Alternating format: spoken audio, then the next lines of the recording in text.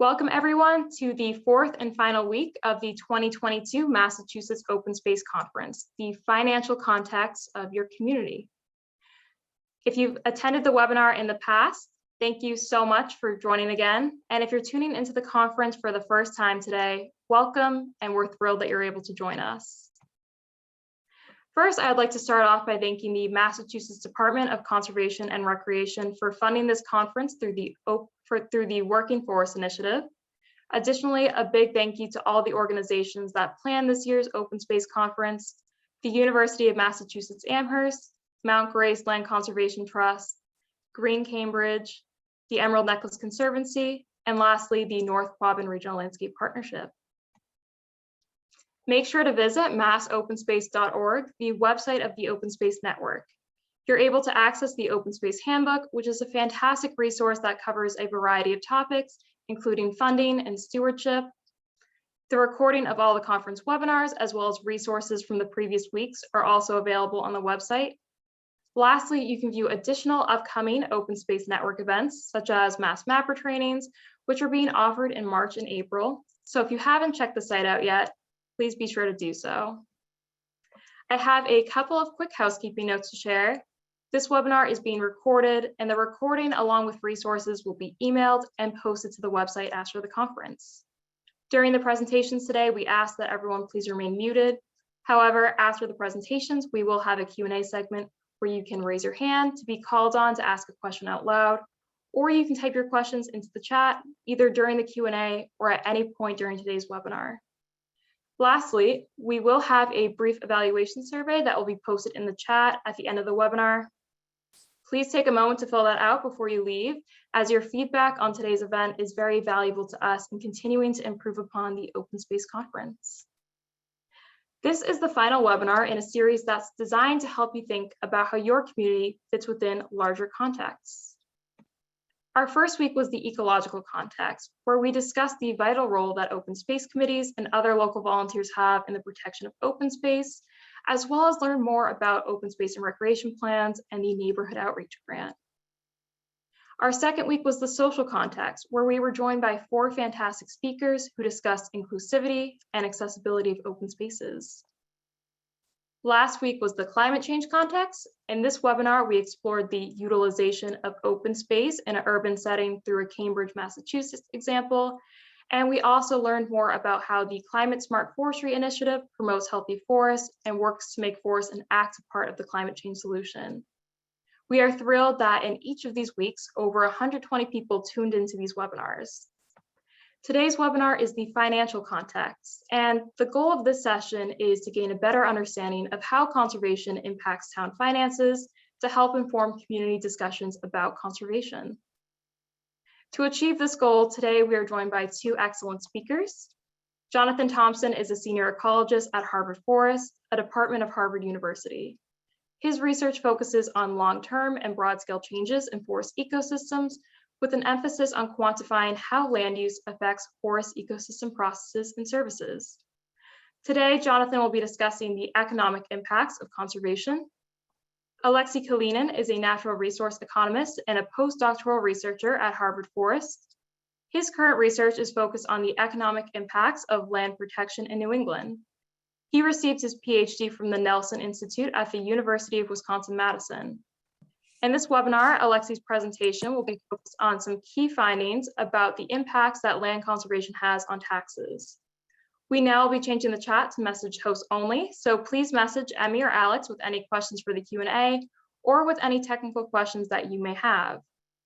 I now will turn it over to our first speaker, Jonathan Thompson, who will be discussing the economic impacts of conservation. So you can please take it away, Jonathan.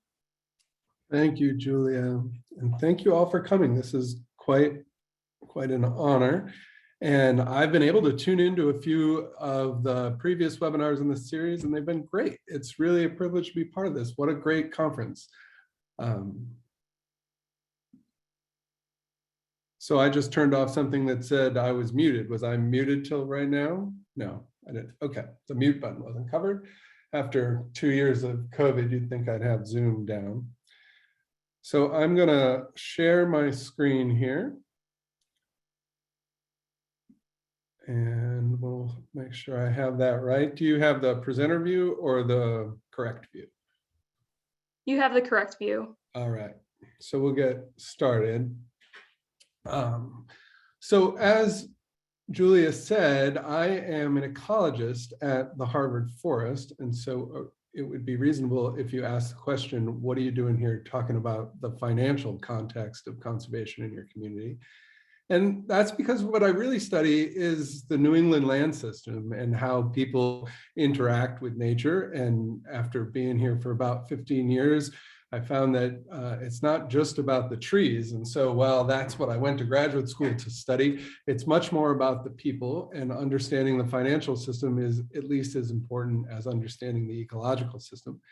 I've been rescued from my own ignorance on social and economic matters by Alexey, who you'll hear more of than you will of me, and by Kate Sims from Amherst College. She's an environmental economist and professor at Amherst. She had to teach today. She sends her regrets, but she is instrumental in everything that we will present today, as are a bunch of other colleagues who collaborate with us on this work. It really is a team effort. So with that, I'm going to dive right in. I'll start out with a little advertisement for the Harvard Forest. I don't know how many of you have been. I was impressed to see the breadth of geography in the chat where you all were putting where you're from. So we're located about 70 miles west of main campus on Cambridge. We consider ourselves the outdoor classroom and laboratory for Harvard University. We have a campus of about 40 full-time staff here, 4,000 acres of perhaps the most studied forest in the world. And it includes, over 100 miles of trails. So if you've not been out to visit, you really should. It's an incredible place. You'll see just beautiful landscapes interspersed with towers sticking up and crazy experiments like those warmed soil you see in the bottom picture there, where we're warming the soil now for 30 years to see how climate change might affect the ecology below ground, and 100 other wacky ideas like that. So come out and visit us. We have an amazing museum and an amazing piece of land. While most of the work that goes on at Harvard Forest is very granular, boots on the ground, I study the whole region. And I think it's a pretty exciting place to do it. I did a lot of my graduate work out in Oregon, where it was all federal land and very remote. But I'm from New England. I'm from Western Massachusetts. And one of my mentors, Dave Kittredge, who many of you probably know, used to always say, oh, New England's a place with trees in the overstory and people in the understory. And it really is. And it makes it a fascinating place to work if you're somebody like me who thinks about land systems. And so I spent a lot of time thinking about how the New England landscape will change into the future. So I'm thinking about this question. What is the dominant agent of change in modern New England forests? And I think, you wouldn't be wrong for instinctually saying, oh, climate change. But in New England, that's not the biggest agent of change. It's not the biggest threat. For right now, it's getting a little warmer and a little wetter. And while climate change, I believe, is absolutely the existential threat of our time, if you're a tree and it's getting a little warmer and a little wetter and there's a little more CO2 in the air, for now anyway, you're okay with that. But what's the major threat is land use. And so a lot of the energy in my lab and what we think about at Harvard Forest is thinking about the impacts of land use on forest ecosystems. It's an interesting place to study land use because there are more than 600,000 individual landowners, and 200,000 of them own more than 10 acres.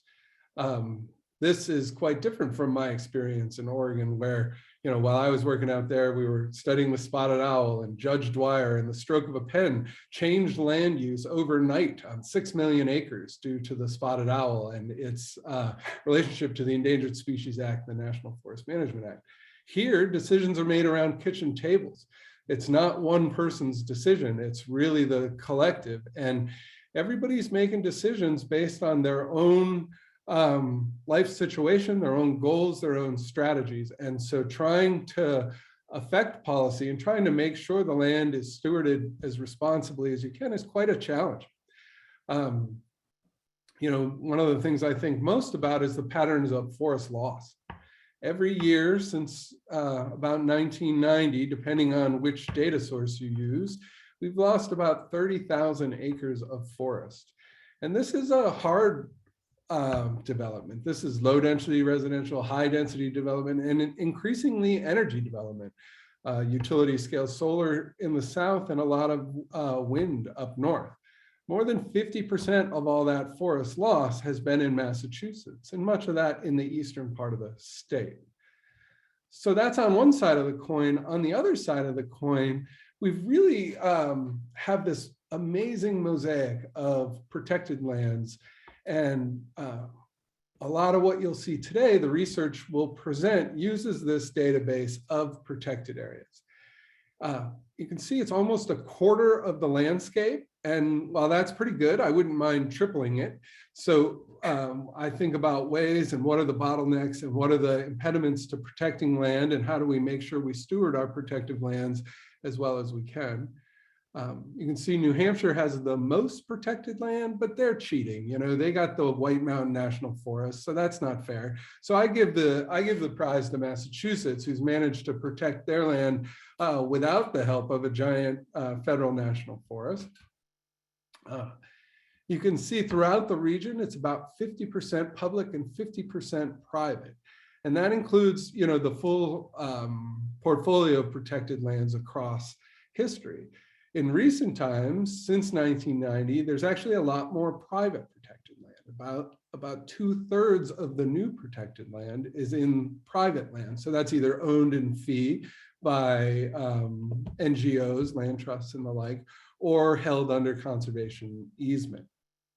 Massachusetts, we have more public than private, and in Maine, where you see the big swaths of blue up there, and a lot of these data are driven by those big, large protected timberlands. We'll talk very briefly about those later. Those are big working forest lands with conservation easements on them.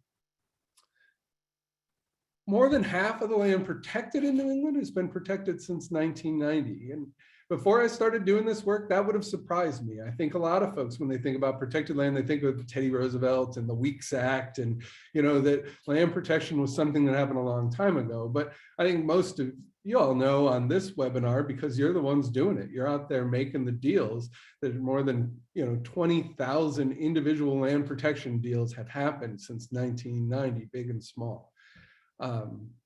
And so we use these data to answer all sorts of ecological questions, but today we're going to talk about the economic questions. And so you can see what's toggling on the left there is a map of New England and the share of protected land in each town or municipality throughout the region. And so we use that for a lot of analyses as our unit of analysis. There's enough heterogeneity in each town, but enough land gets protected in each town in each 5-year period to look at the statistical relationships between the conserved land and other attributes of the town, economic aspects, ecological aspects. And so today we're going to focus on this question, which is, what does this mean for local economies? I probably don't have to convince any of you that there are clear benefits of land protection. There's clear ecological benefits and indeed economic benefits, but a lot, that include recreation and resource extraction and amenity values. But at the same time, there are costs, right? There primarily opportunity costs, that once land is in protection, it can't be used for development, right? And and a lot of these economic costs have been poorly quantified until now, and they sort of loom in the conventional wisdom without a lot of robust studies about them. So I'm going to start out with some pretty high-level questions, and we'll go through them quick about the net local impacts of protection on some key economic indicators. And if you really want to dig into the nitty-gritty, you can look up that paper that you can see down in the right. That was led by Kate just a couple of years ago. But then Alexey is going to get into the good stuff in a few minutes. But I'll talk about this real quick. Here the first analysis we did, we looked at using towns and cities as our analysis unit. We looked at how land protection influenced the number of people employed, the number of people in the labor force, and the unemployment rate, as well as new residential building permits. We structured these analyses in a way where we use a lot of statistical controls so that we can isolate as many of the influencing factors as we can, and then add the influence of protected land to get at sort of plausible causality. So the research that you'll see both me and Alexey presents really does with as much rigor as we can muster, get at the causal relationships between protected land and these outcomes. And I'll tell you, just as an aside, as an ecologist, we always steer away from the word causality, and it's been quite education for me to work with economists who, basically say like, but don't you want to know what caused it, not just what's correlated with it? And of course we do. So that's been a real pleasure of working with Kate and Alexey. So let's dig in here. We'll jump right to some results. So just at the highest level, we found positive impacts of employment associated with new land protection, positive impacts on the labor force, sort of ambiguous or negative. You see the way it crosses that zero line. That implies that there's not a lot of statistical precision for that related to unemployment. And sort of surprisingly, given the fact that we're measuring land protection and the lack of ability to development, we see almost no impact on new housing permits of new land protection. So to me, the interesting one here is employment, given that those were significant. So they are positive, but small to moderate. And I think the best way to think about it is with an example, because we measure this in elasticities, and that's not a very intuitive measure. But if we took a town with like 20,000 people, and that's a little bigger than Belchertown, it's smaller than Amherst. You can tell where I live in the Pioneer Valley. These are the towns that I know the size of. But if you took a town of about that size with 20,000 people employed, and let's say in a 5-year period, that town went from 10% protected land to 15% protected land. So that's a 50% increase. Well, there you would expect a 1.5% increase in the number of people employed, or 300 people, after controlling for everything else that we could. So we can feel comfortable saying that the land protection resulted in those 300 new jobs. So how or why might that happen? Well, the most direct effects are the recreation and tourism, where people literally come to the protected lands and they spend their money on lodging, equipment, guides, things like that. There's also the amenity values. And this is just, protected land makes it a nice place to live. People want to be around nice nature, have access to parks, place to recreate. And then resource use. This is across New England, and a lot of this protected land is protected explicitly for the forestry benefits or sugaring or other things. I also think it's interesting that those impacts are dependent on the type of land protection and the regional context. And so this is the last figure I'll give, and it's a little bit complicated, so I'll walk you through it. But what we see here is on this horizontal x-axis, that's the distance from a large city. And on that y-axis is the change in employment associated with land protection. So you can see the private protected land that, I don't know if you can see my mouse or not, but the pink line that's declining, there you can say that as you move further from the city, the positive impacts diminish. In contrast, the public land in the large protected timberland, those are those ones way up north I mentioned before, those marginally increase as you get rural, more rural and away from the city.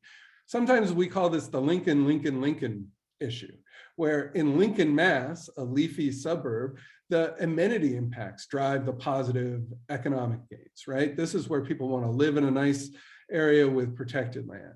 Lincoln, New Hampshire, that's right near the White Mountain National Parks. And here you might expect the recreation benefits, right? Where folks come in and fishing guides or campgrounds or restaurants or gear. And then there's Lincoln, Maine, and that's a timber town, and they see economic impacts for the natural resources. So I think this is interesting, and I was excited about these findings, but I will say that when I go to town meeting in my own town, Leverett, Mass, or other groups, it isn't the impact on jobs that is resistant to land protection. It's how is this going to affect my taxes? People say, oh, if you keep taking land off the rolls and move it into protected land, I'm going to have to pick up the tab for all those unpaid taxes. And you get a lot of resistance for that. And so we always wanted to study that, but it's a ridiculously hard problem. But good news for us and good news for you. About 2 years ago, we recruited Alexey to come, who is a PhD economist, to study this exact question. And so with that, I'm going to turn it over to Alexey, and I'm going to try to change the slides for him when he tells me to, and he's going to answer this question for you. Does land conservation raise property taxes? So take it away, Alexey.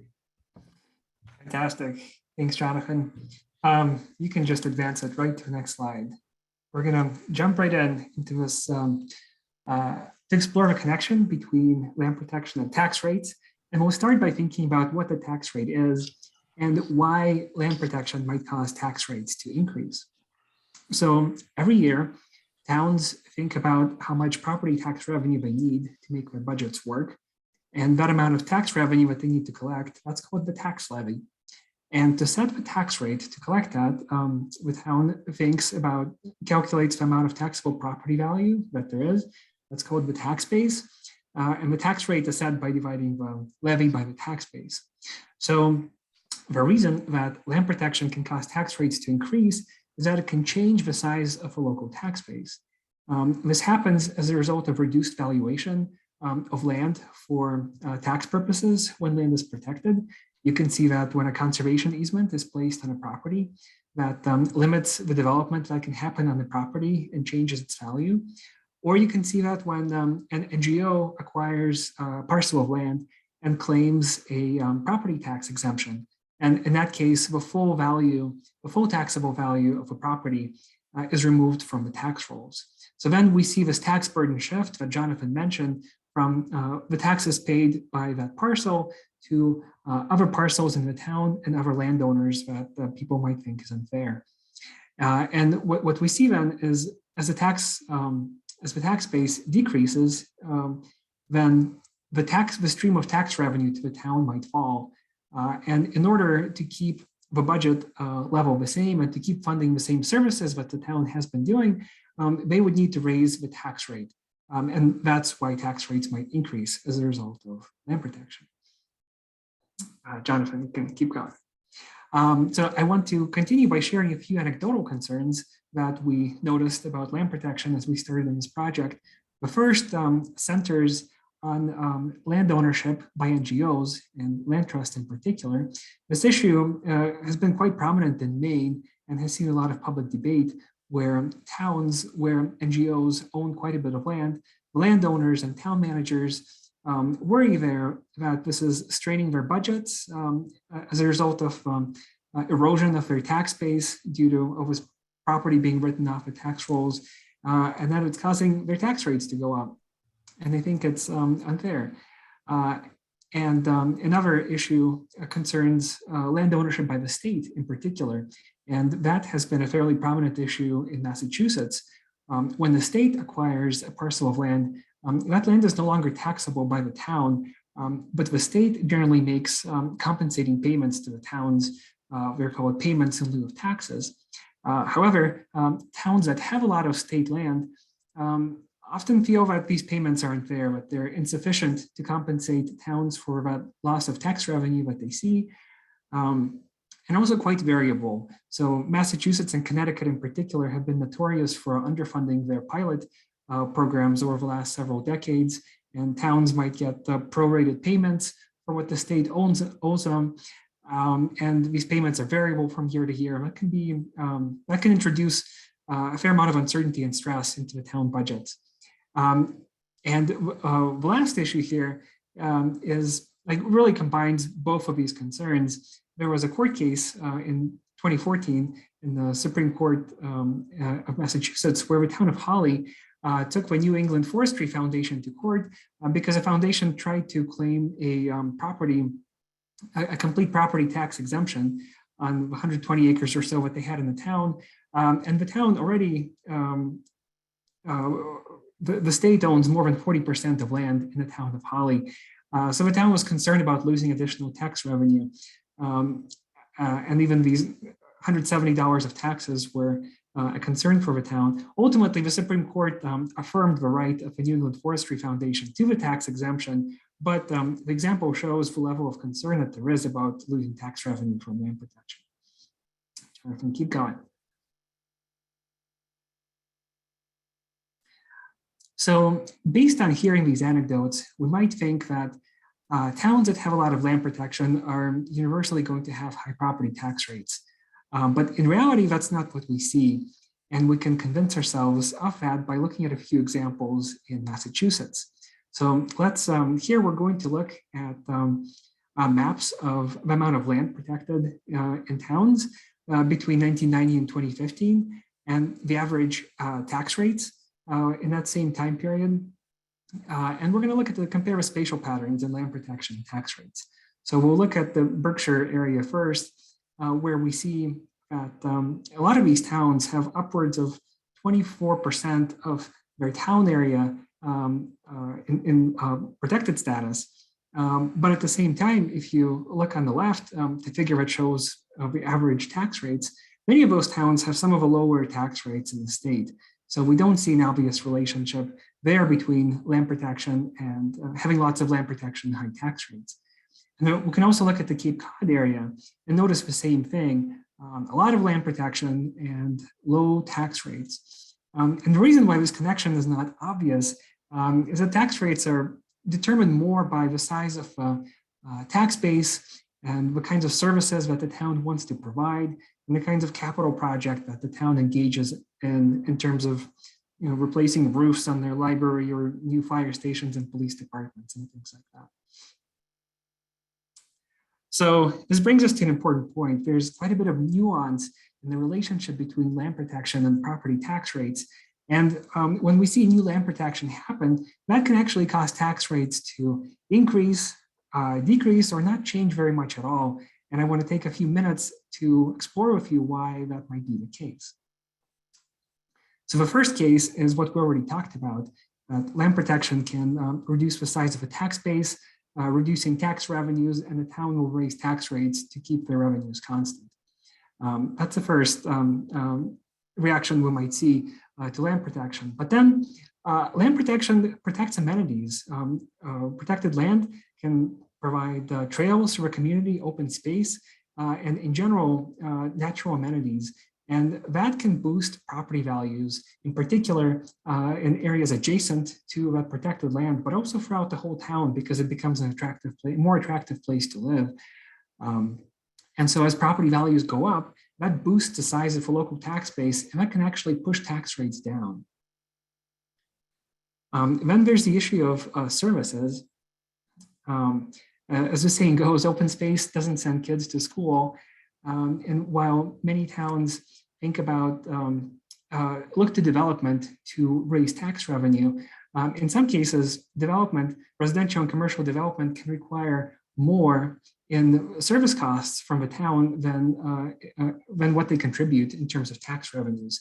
So keeping land in its natural state can protect the town from expenditure increases related to service costs. And then there's the issue of current use. Current use taxation provides a way that landowners can have their property taxed for the value of the land in agriculture or forestry instead of for its market value. And that can provide a savings on a tax bill of upwards to 90% to landowners. And current use taxation is meant to be an incentive for landowners to keep the land in its natural state and not develop it. And that's the condition of that kind of taxation, is that the land cannot be developed.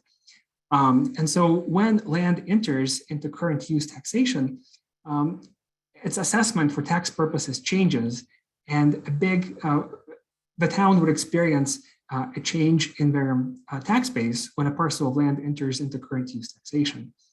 And so then later on, if that parcel of land that is taxed under current use becomes protected via a conservation easement, or an NGO buys it up, that additional impact on the tax base is small because the impact already happened at the time of enrollment into current use. And so that additional impact will be limited. And finally, local economic characteristics can affect how land protection impacts tax rates locally. Variables like household income and how quickly the tax base is growing can determine how protected land capitalizes into local property values and what that does to local tax rates. So you can see that really quite a number of factors can influence how land protection affects tax rate. And the question is then, how do we go about teasing apart this connection between land protection and tax rates? And what we're going to do next is transition to thinking about our study, what we did and how we looked at that connection. So our study area focuses on New England. We'll look at 1,436 towns in 5 states. We exclude Rhode Island because of limited data availability there for our tax outcomes. And we drop unincorporated areas because they don't control their own property taxes, and towns of population less than 100 because the data is so variable for these places, they're kind of unpredictable. But still, our sample covers 99.9% of the population in the 5 states that we study. And the map Jonathan, go back for a sec. The map on the left shows the change in land protection at the town level between 1990 and 2015, just a percent of town area that is protected. You can see there's a lot of change in land protection happening across New England. And the map on the right just ranks towns by the size of their tax rate relative to other towns in the same state. And that is just to emphasize the spatial extent and the temporal length of the data that we assembled, and that really allows us to take a comprehensive look at this connection between land protection and tax rates. It's involved digging into a lot of PDFs, old tax documents to turn that into data that we can apply statistical analysis to. And that's the reason why it can be hard to study this question, is that to get data going far back, you have to deal with paper documents, and it's hard to turn them into digital data. Okay, so then how do we go teasing apart these many variables that can affect tax rates from if the change related to land protection in particular? Towns are very different. They have very different tax rates for very different reasons. So we don't just want to compare, look at a cross-town comparison, looking to see what tax rates look like in towns that have a lot and little land protection. We take advantage of within town comparisons. So we study changes in tax rates for the same towns over time. We follow the towns over time and look at what happens, look at how tax rates change before there's land protection and after there's land protection. So we use these within town comparisons, and then we account for changes in local economic conditions, and specifically for changes in employment, growth in the tax base, regional economic and population trends. And that's what allows us to isolate the impact of land protection and property tax rates specifically. We are interested in understanding both the aggregate impact of land protection. So if we just look at how much land is protected in a town as a whole and how it affects tax rates, but also we decompose land protection into 4 categories, because different types of land protection have a potential to impact tax rates differently. The first is NGO owned land. When NGOs acquire land, all of that taxable property value can be removed from the tax rolls due to the property tax exemption that NGOs can ask for. Then there's municipal land protection. Towns need to come up with the money to buy a parcel of land if they want to protect it, and then they also forego that tax revenue from a parcel of land because the town now owns it. So that might result in greater, but has a potential to generate higher tax rate increases. Then we have conservation easements on private land. And typically, when a conservation easement is placed on a piece of land, only part of the taxable value is lost. That portion of the value related to the development that can no longer happen on that property. And finally, there's land ownership by state and federal agencies, which typically compensate towns at least some of the lost tax revenue that they experience from state and federal ownership of that land. So we might expect smaller tax impacts from land acquired by state and federal agencies. Before we get to the results, I want to highlight a couple of interesting things about our data and what makes New England a great place to study this relationship between land protection and property taxes. One of those is property taxes comprise a fairly high share of local municipal revenues. So this graph shows property taxes as a percent of municipal revenue in the New England states and how that compares to local governments across the US. In US, property taxes account for about 27% of local government revenues. And in New England, that ranges more like 40 to 60%. Vermont looks a little funny there. And that's because the state collects a bunch of property taxes that are used to fund education and then redistributes them to towns. So it looks like they have a lower dependence on property taxes, but they also have a really high state revenue share amount. So, if we're going to find a connection between land protection and property taxes, we're going to find it in New England because of this higher dependence on property taxes. And then another interesting tidbit is that the nature of land protection has changed in really interesting ways in New England over time. What I want to show you here is just acres, the percent of all the acres of land protected in New England before 1990 and after 1990, and how that breaks down into the 4 protection types that we study. Before 1990, 79.4% of land protected was protected by public agencies. So that's state and federal, those are state and federal agencies and municipalities. After 1990, that share falls from 79% to about 32%. And you see that most of the largest share of protected land is going to happening through conservation easements. There's a big increase in how much land is protected by easements going from the pre-1990 to the post-1990 time period. Okay, so now we can get to our study findings. The first thing I want you to walk away with is the understanding that overall impacts of land protection are rather small. In our paper, we state this as an elasticity result, which says for a 1% increase in land protection, tax rates increase by 0.024%. So that's a technical explanation, but that can be hard to parse. So then we also think about this in terms of acres and cents. If we look at the average change in new land protection that we see at the town level across the region, that's 85 acres. If we see 85 acres of new protection happen, we would then expect the tax bill for the local property owners to increase by 72 cents per $100,000 of taxable property value. And if we think about how that might impact a typical house, well, the typical home value across all of New England was about $266,000, and these are 2015 dollars. And for a home of that value, the owner would see a tax bill increase of $1.92 for these 85 acres of new protection. So that's a magnitude that we're talking about. The next result is about how long these tax impacts persist. We find that they don't persist in the long run, and specifically, they don't last beyond 3 years.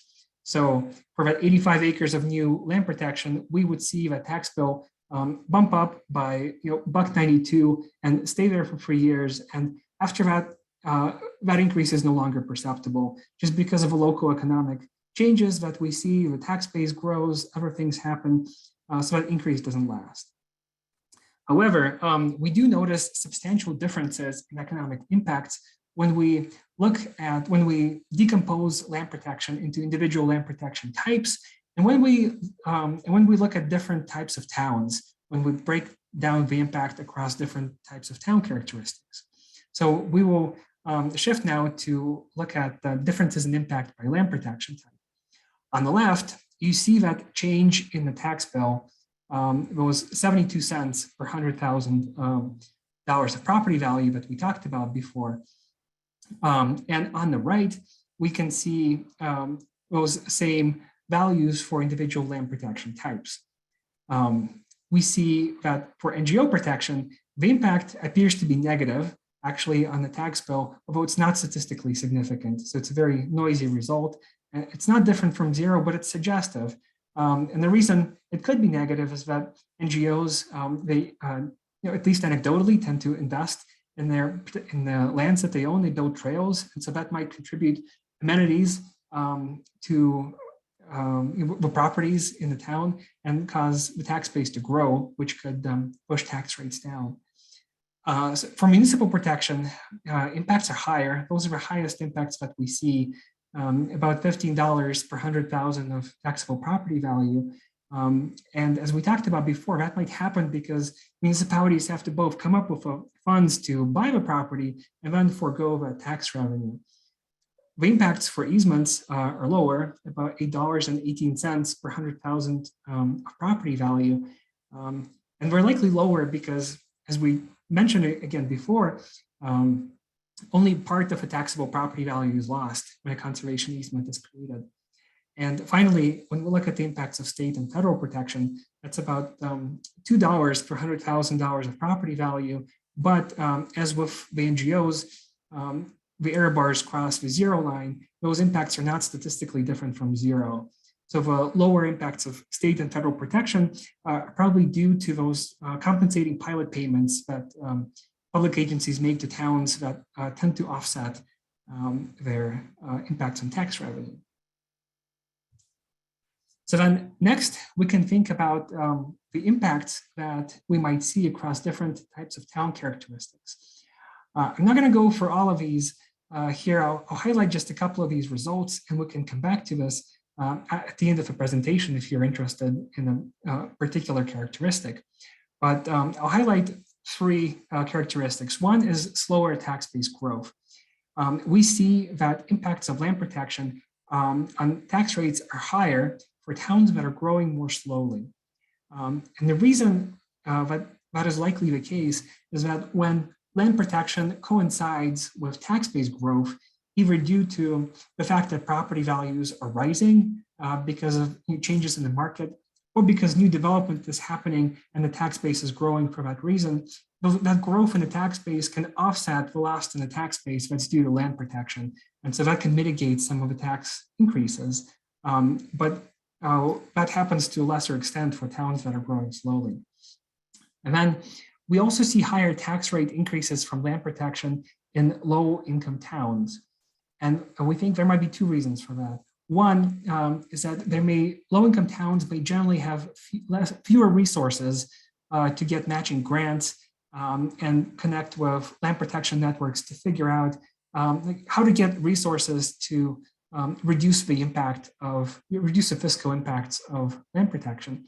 And it's also the case that when incomes are lower, the amenity benefits of protected land are likely to capitalize to a lesser extent in local property values. So people have a lesser ability to pay for those property value increases, and those amenity effects from land protection don't reflect to the same extent in local property values. The tax base grows less in low income towns. And finally, I'll highlight the result for current use, which is that in towns where more land is enrolled in current use taxation, we see smaller tax rate increases from land protection. And that likely happens because if there's a lot of land already taxed under current use, those tax impacts already happened at the time of enrollment. And so after it becomes protected, there's little additional impact that we see on the tax rates. Overall, if we just look at these different, across these differences in land protection types and town characteristics, we see impacts that range from $5 to $30 in a tax bill paid per $100,000 of property value for land protection across these different town characteristics. One other way, I want to mention one other result. One other way that towns might respond to land protection, instead of raising tax rates, maybe that's politically challenging for a town, and a town might just accept less tax revenue and lower its expenditures. So if that were to happen, then we would see an association between land protection and less spending on services afterwards. So we don't have the data to study this across our whole region. We find data on town budgets from Massachusetts and Connecticut. And because of a smaller data setting, we don't decompose this impact on expenditures across different land protection types. We just look at how aggregate changes in land protection relate to changes in municipal revenues and expenditures. But the good news is that we don't find an impact there. Municipal expenditures and revenues do not decline as a result of land protection. So it seems that towns adjust their tax rates so that they can maintain their budgets and they don't lower spending on services. So then after seeing this, you might ask, what does this mean for my town and how would tax rates change in my town as a result of land protection? And what I have to emphasize is that our results are regional and they basically apply to the average characteristic, a town with average characteristics of these 1,436 towns that we study. And no one town is going to be exactly like that. But our results speak to the overall magnitudes of the change that you might see and how that might vary with local conditions. So if your town is more like one of those characteristics that we see, then the impacts that you might experience in your town would be more like what we find when we look at differences by those town characteristics.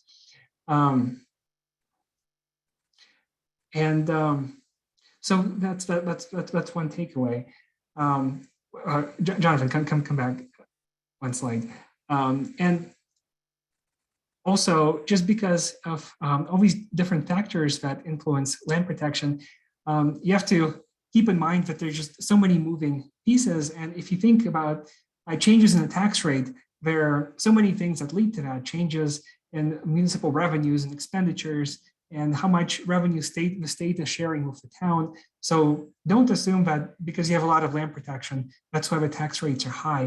Think about these other changes that affect the municipal budget to make the link between land protection and tax rates in your town. And remember that while development can be an important source of revenue for the town, it also has costs. And in some cases, residential and commercial development can require more from the town in expenditures than what it contributes in revenues. Okay, so to conclude, we find that overall impacts of land protection are relatively small and don't last for a long time. We don't see impacts persisting beyond 3 years. But we see important differences by the type of land protection and who acquires that land, and town characteristics. We find that some towns in particular that haven't shared in the economic prosperity of recent decades and have lower incomes and are growing more slowly, they see higher impacts associated with higher tax impacts from land protection. So these towns that are least able in some regards to afford these tax increases see greater impacts. That's an important disparity, and that we should try to keep that in mind as we think about conservation planning moving forward and the local economic impacts that land protection would have. Some ways of mitigating these disparities could include greater funding for state and federal pilot payments. Efforts could focus on increasing access to matching funds for towns that are more limited economic opportunities and resources. We could also think about additional contributions by nonprofits. Nonprofits can make pilot payments in the same way that state and federal agencies do, and that might, if they can afford it, that could be an important. That could be important for towns with small, towns that are not growing quickly and have lower incomes and have fewer resources in general. Then there's the option of private fundraising to support municipal land purchases. And finally, we're entering into an era where we're seeing increasingly market schemes to provide funds for ecosystem services like carbon sequestration. So moving forward, we might see more of that, and that could be a way that towns get some revenue from their protected lands by participating in these marketplaces. So JD, if you flip to the next slide, the contact information for Jonathan and I is here. There's a link to our working paper on about land protection and tax rates and the summary. And when these slides will be shared, you'll be able to click on that and go check that out. And I will end it there. We can open the floor for discussion. Thank you so much, Jonathan and Alexey, for those informative presentations. We'll now open it up to the Q&A segment. As a quick reminder, you can feel free to raise your hand and I will call on you to unmute and ask your question out loud. Or if you have a comment and would like to start a discussion, we absolutely can do that as well. And if you would rather use the chat, you can feel free to start typing in your questions now. The chat has been switched so you can message everyone as opposed to just the hosts. So we'll give everyone a moment to start raising your hands and putting some chat questions in, and we'll get started. So Jonathan, there's a question from Janine in the chat that asks, could you please elaborate on how solar farms and even homeowner solar panel installation affects and threatens forests? So there is a large increase by Mass Audubon's estimation, 25% of the forest loss in the recent period has been to utility scale solar. And much, given that 63% or so of Massachusetts is forest, a lot of new utility scale solar is coming and displacing forests. It's an interesting question. I think it's trade-offs. I have some research going on around this. I would encourage people to think about, when they're thinking about the carbon trade-offs between solar and carbon, to remember that solar panels by themselves don't sequester any carbon. What they do is displace fuel mix that does burn carbon, right? And so right now about 70% of our fuel is fossil fuel, and that's making electricity. And so the carbon trade-off right now really would favor the solar, like 5 to 1 or more. But in a few years, we'll hopefully have moved to some renewable energy. And at that point, solar is displacing other renewable energy. And at that point, the carbon trade-off's a loss. And you can't get those trees back. And so it's hard to think about counterfactuals, but that's really the way you got to think about the trade-offs associated with it. I'm happy to talk about that more if people want to email me, but we'll try to keep it on taxes and conservation. But I have lots of thoughts on the solar stuff. Thank you so much for that, Jonathan. Michael, you have your hand raised. Would you like to unmute and ask a question or say a comment out loud? Yes, thank you. Alexey, did you look at the different ways that municipalities can acquire property? I noticed that, it appears that municipalities have the greatest impact on tax-based municipal owned land, but there are different ways that municipalities acquire land, not just by direct purchase through right of first refusal or other ways, but through, for example, foreclosures for tax liens. Did you take a look at those different methods by any chance? So our Harvard Forest and Heisted Foundation created a data set of land protection where they pull in data from different resources, from state databases, from land trusts, that from national databases that categorize protected land, where it's located and who owns it. And we can't get that granular there to know which way the land was purchased. We can know whether it's owned by a municipality or by a state agency, or if it's a private parcel of land with a conservation easement on it. But unfortunately, we can't dive deeper into that than that. Thank you. All right, we have some more questions in the chat. We have a question from Margaret. She asks a question for either Jonathan or Alexey. She was wondering what the time period was for the study that Alexey talked about, and whether if there had been any long-term studies on the tax impacts of conservation. So our study spans a period from 1990 to 2015. And it's there's no study like ours in terms of kind of the length of time that it examines. There's a paper that looks at a 10-year time period for 25 towns in Vermont. And like it looks specifically at conservation easements, and tax magnitudes that they find match the magnitudes that we see in our analysis. And that's a paper we can ask Julia to link to as part of our presentation.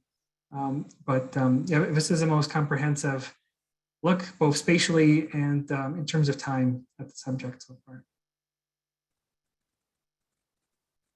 Great, thank you so much. Buzz, you have your hand raised. Would you like to unmute and ask a question out loud?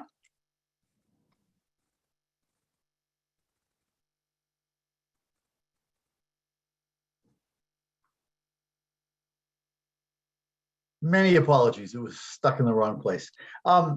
Yes, I love the Lincoln analogies. Jonathan knows why.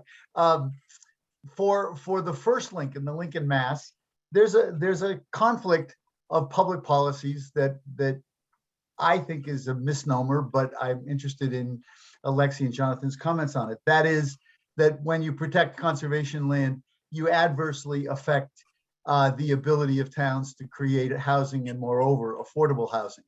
Now, many of us believe that the town, and this is particularly true in suburban areas where metropolitan areas have dramatic housing crisis. We have to figure out a way to solve that. But the problem that is often asserted is that conservation land creates higher values and therefore less affordability. I would argue that in today's world, affordable housing is really only created when there's a state subsidy, and local government plays an incredibly important role in increasing the density of where housing should be built. So you don't have to build housing on very much open land, and you can redevelop developed areas to afford to build enough housing without losing the saving of important open space. Lincoln's an example. It has 17% affordable housing. We're doing a great job because the town steps in and has the right kind of zoning and takes action.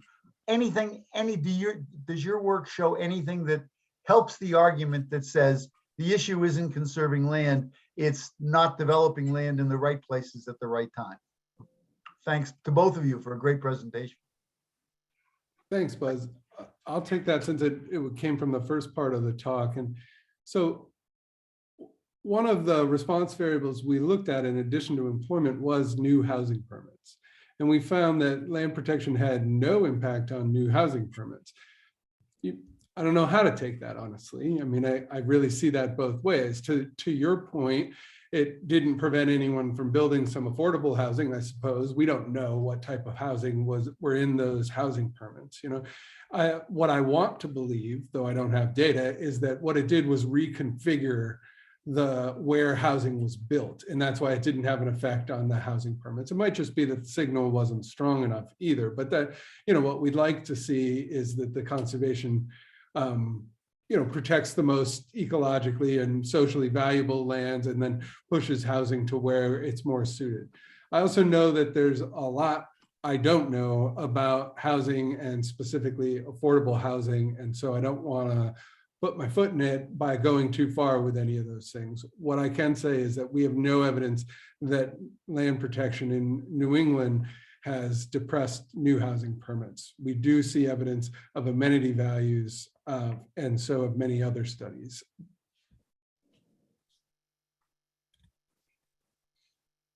All right, thank you. So we'll do another question in the chat, and then we'll turn it over to Daniel, who has his hand raised. So we have a question from Tom that says, are the results specific to forest, or could they be applied to coastal land as well? Go ahead, Alexey.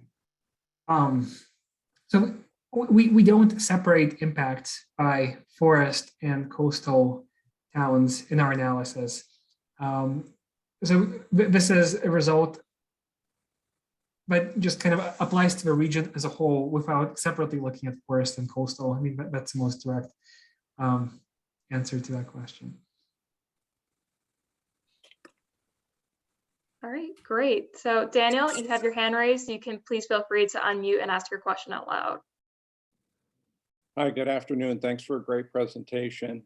My question to both of you is, how do you see your paper being used to shape public policy?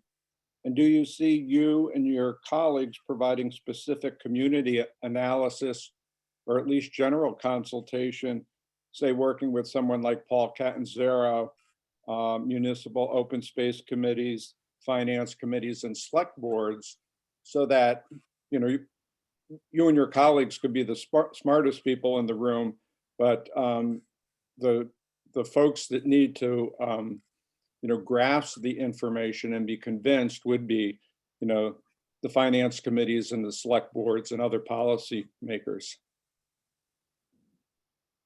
You want me to do that one, Alexey? Yeah, JT, go ahead. So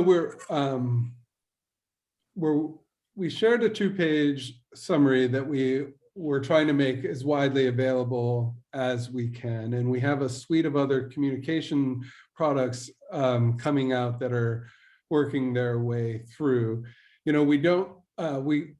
We were very lucky to receive funding from the Highstead Foundation to do this work that supported Alexey, and they're also taking up some of the communications mantle. Alexey and I don't really have capacity to go and be like a circuit rider through communities, though I would love it. We targeted this research because we see it as the biggest question and the biggest bottleneck in terms of new land protection in New England. And so about 10 people will probably read our peer-reviewed publication, and that would be a shame if that's all we got out of it, right? So we have a lot of interest and energy, but we don't have like all the funding in the world to do the communications outreach that we would like. We hope to write a conversation piece and do other op-eds. But if you write to either one of us and you have an event, like I think this is maybe the ideal event, and you mentioned Paul Catanzaro, he's the guy who's responsible for us being here today. He wrote to us and said, I got a great place for you to give the results, because we've been talking to him about this issue for years and years. And so, through everybody on this call, get a copy of that 2-pager and share it. And if people have specific questions, get in touch with us. And to the extent humanly possible, we will try to engage. Great, wonderful, thanks so much. All right, so we have another question in the chat. Alexey, why do towns with a larger number of second homes see a smaller tax increase when land is protected? Great question.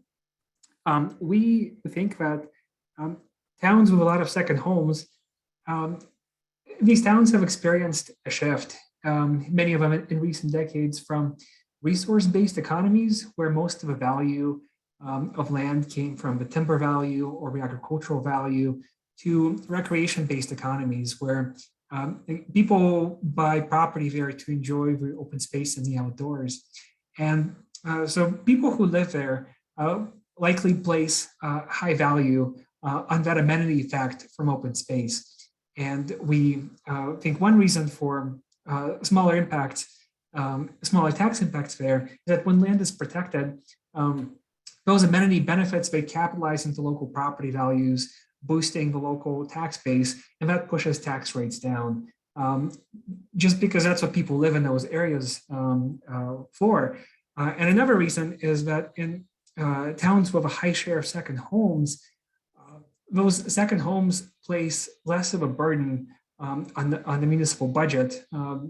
Those homes typically don't send kids to school. And so the kind of the financials work out a little better for those towns. A greater share of their tax base is just paying taxes without requiring a lot of services. And so as a result of that, those towns might need a smaller tax rate increase to offset the land protection. That's our explanation for that. Fantastic. We have another question in the chat. So this is from Tim, and it is to Alexey. Does your study address tax rate changes from land protection in comparison to changes in the tax rate from land being converted to residential use? No, we don't look at that specifically. Our comparison is based on looking within towns over time, and well, we look at changes in the tax rates, and we compare how tax rates change before land is protected to how tax rates change after land is protected. And what we're noticing is this systematic but small, relatively small increase in tax rates that happen after land is protected. We don't we don't specifically look at changes in tax rates from residential development, although one thing that we look at when we look at growth, what we're looking at there is a change in the tax base and how that change in the tax base affects tax rates and how it interacts with the impact on the tax rates from land protection. So what we see is that growth in the tax base is systematically associated with an increase, with a subsequent increase in tax rates. So that kind of really matches cost of services literature. There are hundreds of studies that kind of point to development often requiring more in-town services than what it contributes to revenues. So this increase in tax rates associated with development matches that story. But what we're looking at is just the change in the aggregate change in the value of a tax base. We can't tease that apart specifically to look at how much of that is due to new residential development and how much of that is due to market forces that cause property values to grow because people want to live in that particular area. So that's the best we can do for now. All right, thank you for that explanation. We have a question from Joanna. She says, your slides just spoke about the greater tax effects for lower income towns. You also mentioned that there could be increases in home values as a positive, for instance, increasing tax base. However, increasing home values can also displace low income persons. The Pioneer Valley Planning Commission recently did a presentation showing less state support goes to rural and low income towns. On a policy level, what actions can be taken to increase financial support on the state level, federal level, and by let me see if I can pronounce this right, other organizations? Well, I can try, and Jonathan can jump in to help me here. I think we talked about zoning and housing affordability earlier. Buzz brought that up. So I think one of the solutions might be related to kind of to zoning and trying to create affordable housing through those policy levers that towns have that kind of help to determine where development happens. That's one thing. Another is just, well, economists will often say that the solutions to high prices is building more. So increasing the housing supply would be another thing that is helpful.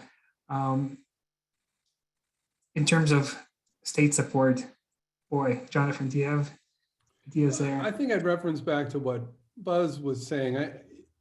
It's a great point and a real issue, and I think it requires towns to be proactive, zone for affordable housing, help fund affordable housing, and work against this. I hope, and again, this is not our data speaking, but I hope the answer is don't protect nature. I think access to nature is a right for all people and low-income people too. I'm wary of being in a situation where we're comparing affordable housing to access to nature, because I don't think those are the same tier of problems. People need access to housing. Some of you may have gone to Nina Estrella Luna's talk. She presented some of our work. We collaborate with her on environmental justice in protected areas, and we can show that, low-income communities have access to about half as much protected land as do the highest income communities. And so I would like to see the same sort of proactive policies that make space for affordable housing, but also make space for nature for all communities. A lot of public resources go into protecting land, and it'd be nice if all the public had access to it and access to the benefits. But I think it requires some deliberate, targeted policy. But I am speaking out of my lane here, I should be clear. I add one more thing here, that some towns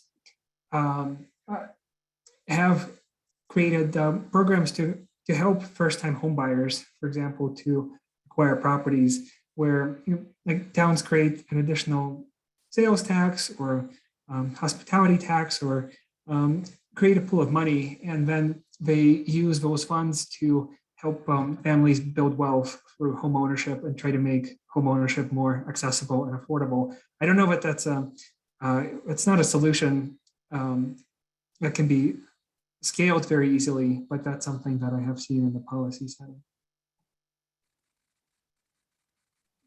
All right, thank you both for those answers. We have another question in the chat. This is from Kurt. So he says, we are in the process of developing a new open space plan. A town survey is in the works to get public comment on open space. In my town, we have over 6,000 acres of protected land. Much of the land is forested and a large percent is owned by the state. Can you tell me where the town might be able to find regulations on what a town can charge for foresting the land, such as stumpage fee and fees for use of town roads? I'm not sure I understand. Foresting or doing forestry, but even if I had that clarified, I'm not sure. Kurt, if you're out there, turn off your mic and say, and Yes, I'm here. Can you hear me? yep. The town, the state will usually contract with foresters to come in, or forestry companies, and harvest trees on state-owned property. And we have a great deal of that. As part of our open space plan, we're starting to get responses from a lot of townspeople saying they don't think that we need to purchase any more open space or allow more open space in the town, given the amount that we have, because of the fact that the in lieu of taxes payments from the state, et cetera, are so low, it's not really helping reduce the tax rate in town, which is high. And the town only has about 400 residents. So it's that kind of a situation. We have heard that some towns have been successful in charging stumpage fees or fees for transporting, allowing logging trucks over town roads due to the damage they can cause. In our town, a lot of the roads are gravel based and not paved. So they can do a lot of damage very quickly at certain times of the year.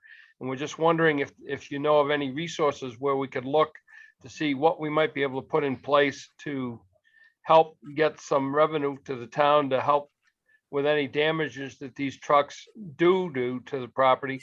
And can we get any revenue to help with our tax rate, given the fact that we don't get a lot of payment from the state for in lieu of taxes, state lands. I see, I understand now. I don't have any resources to point you to.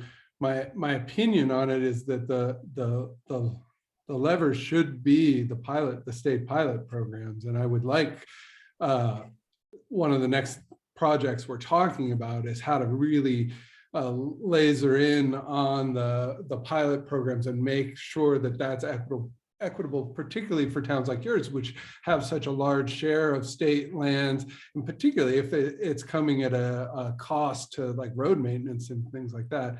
Having spent a long time in Oregon and having seen what happens when town revenues are tied to stumpage values and then the logging stops and they can't fund the schools anymore, I'd urge caution getting pinning any sort of revenues to the harvest receipts, because the whole world, the whole Pacific Northwest got really hammered by that formula.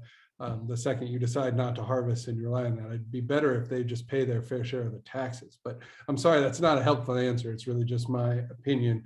as far as direct resources, I'd point you to Paul Catanzaro, because that's who I would write with that question, but I don't know if he's got an answer or not, but that's what I would do. I can also chime in here. When I was doing my PhD work, I studied frac sand mining in Wisconsin. And one of the big issues there was that these big trucks rumble over local roads and bust up the roads. And initially that was a big one of the big local concerns about allowing mining to happen. And the solution that evolved were road use agreements, where before mining happens, the towns the company would put some money, the mining company would put money aside into an account, and they would have an engineering firm do an assessment of a road, the condition that it was in, and after the mining is concluded, the company pays for the damages based on kind of what the initial condition was. And towns can also, in Wisconsin at least, towns can regulate use of their local roads, not the state and county roads, but the local roads that they maintain. And they can set limits on like the weight of trucks that can go on them and when they're open seasonally. So perhaps road use agreements might be something you could look into. And there's certainly examples of those that you could find from Wisconsin. Thank you, gentlemen. All right, so we still have around 8 minutes left for the Q&A segment. So as a quick reminder, feel free to be typing your questions in and raising your hand if you have a comment or a question for either of our speakers. And we'll do another chat question. So this question is from Laura. She asked, will you produce a pamphlet for smaller communities that could help them overcome the fears about loss of revenue?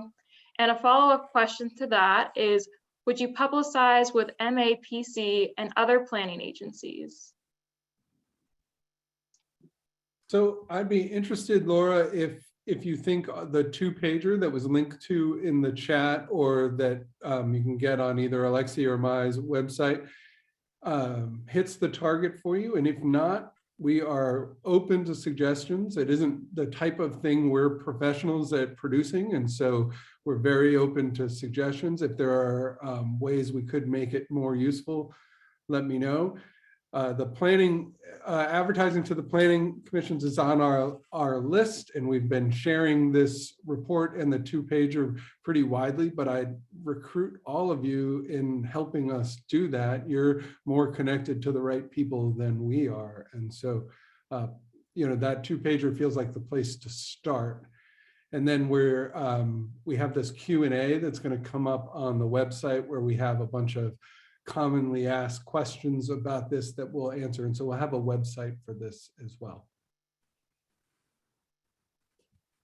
Fantastic. And we have a pretty similar question, but do you have any resource that you would recommend for people who are new to the relationship between taxes and conservation?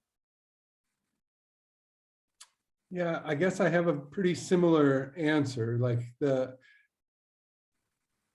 it's frustrating because this conventional wisdom's pretty entrenched, and we see it all the time where folks say, well, the taxes are so high because there's all that conservation land. And it's going to be a challenge to, first of all, I find it's just a challenge to say, wait, it's nuanced, it's complicated. I feel like our world isn't really accepting of that as an answer. And as I think Alexey showed you, is like, there's a lot of moving parts here. And there's a lot of foundational reasons that this should affect your taxes. And sometimes, no doubt it does. But there's a lot of other moving parts that push in the other direction as well. And so I don't know how to make the one best resource. Again, I will solicit your feedback as to the types of questions you have. We will add them to our FAQ website and we can answer them there. And then I'll look to all of you to point us in the right direction to who to talk to and what they need to hear and how to make it accessible. Tell us honestly in the chat, like, this is our first sort of public, we've presented this at economic conferences and stuff before, but we've not presented it publicly till this meeting. It would be fabulous to know. Don't be polite. Maybe be a little polite, but don't, go ahead and write in the chat, a little too complicated, a little too much this or that, or go slower or whatever, because we're starting on our world tour here, and we need to know how to hit the right notes. I would also say, take a look at the introduction part of the tax paper. Not like look at the 2-page summary, but look at the paper introduction, and then there's a theory section where we just kind of try to lay out in a narrative way, like why there's a connection between land protection and property taxes. And we kind of cite a lot of resources if you want to follow up and take a deeper look at things. But I think that would give you at least a starting point for. It'll give you a framework for how to think about that, and it'll reiterate a lot of things that I said at the beginning of a presentation, why tax rates might go up or down, and it would kind of give you help you get the lens for why the impacts are nuanced and complicated. Thank you so much. Alexey, we have a question for you. Do you have a specific citation or a town in WISC where I could find local road use and agreement for a mining company? Well, would you mind just emailing me and I can follow up with you about that? I don't, it's been a few years now, but I looked at those things specifically. But send me an email and I'll get you something. Fantastic. We do have another question in the chat. This is from Anne Marie. She asked, by current use taxes, do you mean things like Chapter 61? Exactly. Yes. Perfect. Let's see. So we also have a question from Mike, I believe. Maybe not. So Joanna asked if you could state your email. So I don't know, Alexey, if you'd like to drop that in the chat, or we can also send the email out after. I just put somebody in the chat asked for the full paper. So I just put a link to the full working paper. I wish you luck. It's intense. It's 70 pages of hard econometrics. But as Alexey said, the intro is really accessible and is not heavy duty, but you get into the stats and it gets a bit wonky. All right, so I'll give everyone a minute. If you have any last minute questions, now's the time to raise your hand or put something in the chat. We'll give everyone another 30 seconds. And if no one has any questions, we will close off today's webinar.